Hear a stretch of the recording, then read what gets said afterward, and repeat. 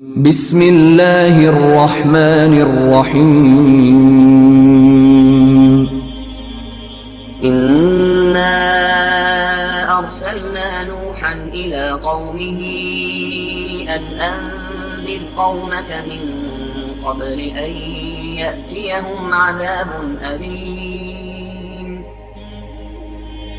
നൂഹിനെ നാം അദ്ദേഹത്തിന്റെ ജനത്തിലേക്ക് നിയോഗിച്ചു. വേദനയേറിയ ശിക്ഷ വന്നെത്തും മുമ്പായി നിന്റെ ജനത്തിന് മുന്നറിയിപ്പ് നൽകുക എന്ന് നിർദ്ദേശിച്ചുകൊണ്ട്. ദുർമാർഗങ്ങൾ വർജിക്കുന്നില്ലെങ്കിൽ അവർ ദൈവശിക്ഷയ്ക്ക് അർഹരായി തീരുമെന്ന് താക്കീത് ചെയ്യുക. ആ ശിക്ഷയിൽ നിന്ന് മോചനം നേടാൻ സ്വീകരിക്കേണ്ട മാർഗമേതെന്ന് പഠിപ്പിച്ചു കൊടുക്കുകയും ചെയ്യുക എന്നർത്ഥം. قال يا قوم إني لكم نذير مبين. നൂഹ് പ്രബോധനം ചെയ്തു, എന്റെ ജനമേ, ഞാൻ നിങ്ങൾക്ക് തെളിഞ്ഞ മുന്നറിയിപ്പുകാരനാകുന്നു.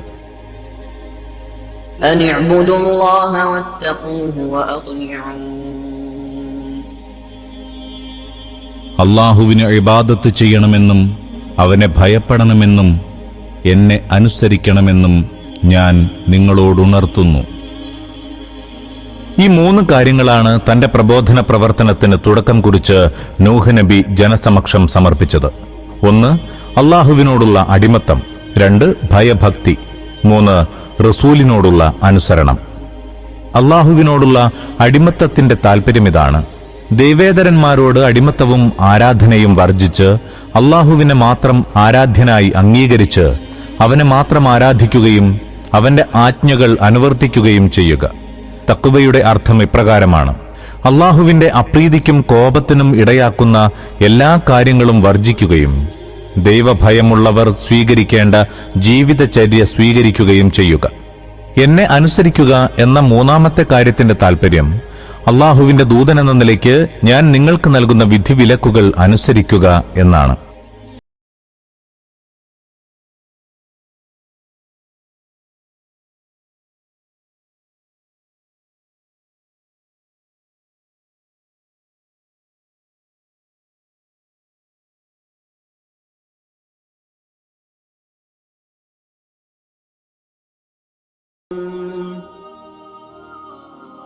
അവൻ നിങ്ങളുടെ പാപങ്ങൾ പുറത്തുതരുന്നതും നിശ്ചിത സമയം വരെ നിങ്ങളെ ശേഷിപ്പിക്കുന്നതുമാകുന്നു.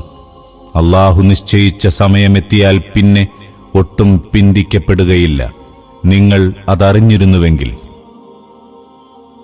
അവൻ നിങ്ങളുടെ പാപങ്ങൾ പുറത്തുതരും എന്നാണ് ആയത്തിൽ പറഞ്ഞിരിക്കുന്നത്.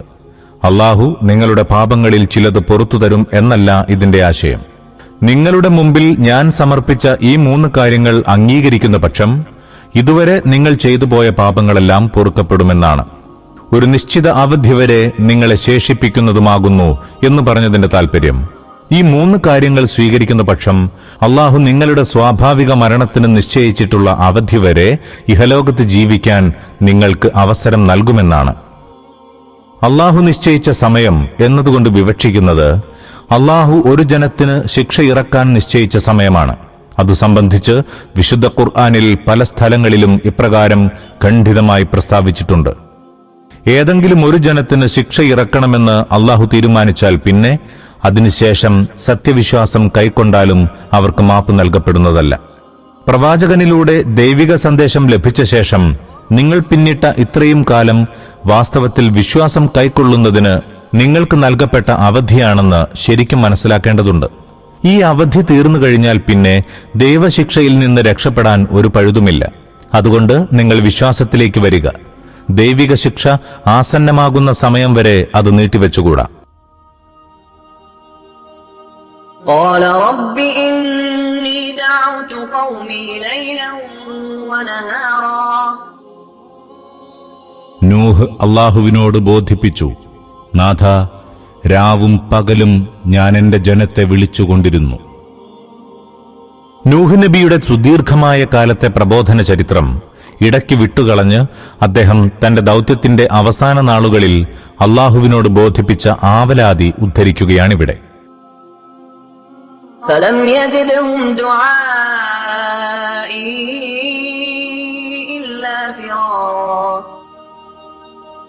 പക്ഷേ എന്റെ വിളി അവരുടെ അകന്നുപോക്കിനെ മാത്രമേ വളർത്തിയുള്ളൂ. അവരെ എത്രത്തോളം വിളിച്ചുവോ അത്രത്തോളം അവർ അകന്നു പോവുകയായിരുന്നു എന്നർത്ഥം.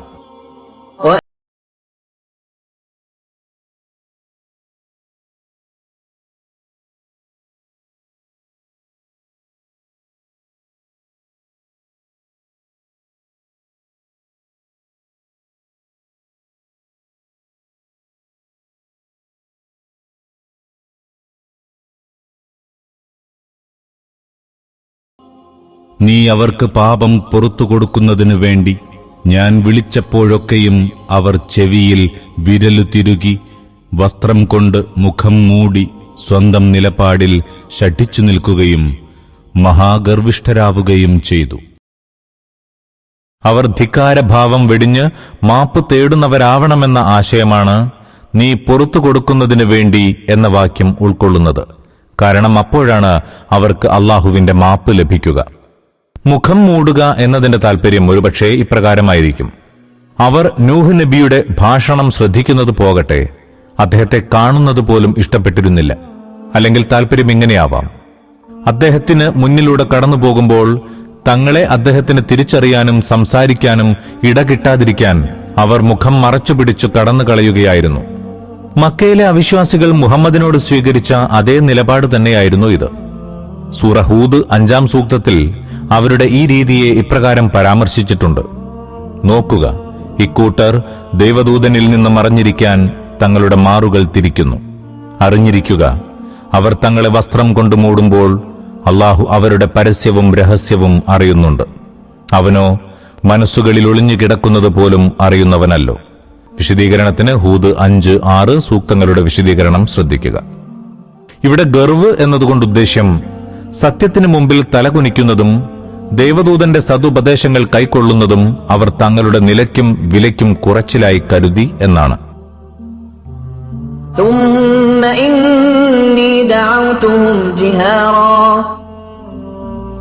പിന്നെ ഞാൻ അവരെ ഉറക്കെ വിളിച്ചു പ്രബോധനം ചെയ്തു.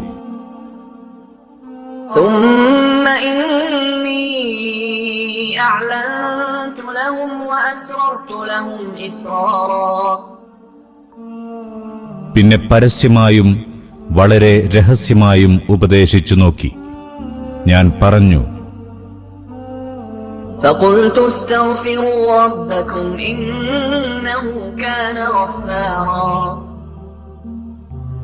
റബ്ബിനോട് മാപ്പിരക്കുവിൻ, നിസ്സംശയം അവൻ വളരെ മാപ്പരുളുന്നവനാകുന്നു.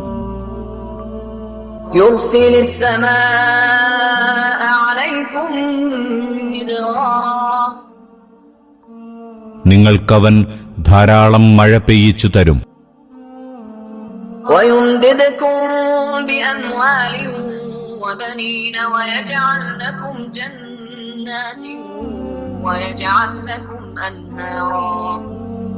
സമ്പത്തും സന്തതികളും പ്രദാനം ചെയ്യും. തോട്ടങ്ങളുണ്ടാക്കിത്തരും, നദികളൊഴുക്കിത്തരും. ഇക്കാര്യം ഖുർആൻ നിരവധി സ്ഥലങ്ങളിൽ പരാമർശിച്ചിട്ടുള്ളതാണ്. അതായത് ദൈവത്തോടുള്ള ധിക്കാരം പാരത്രിക ജീവിതത്തെ മാത്രമല്ല ഭൗതിക ജീവിതത്തെയും കുടുസാക്കും.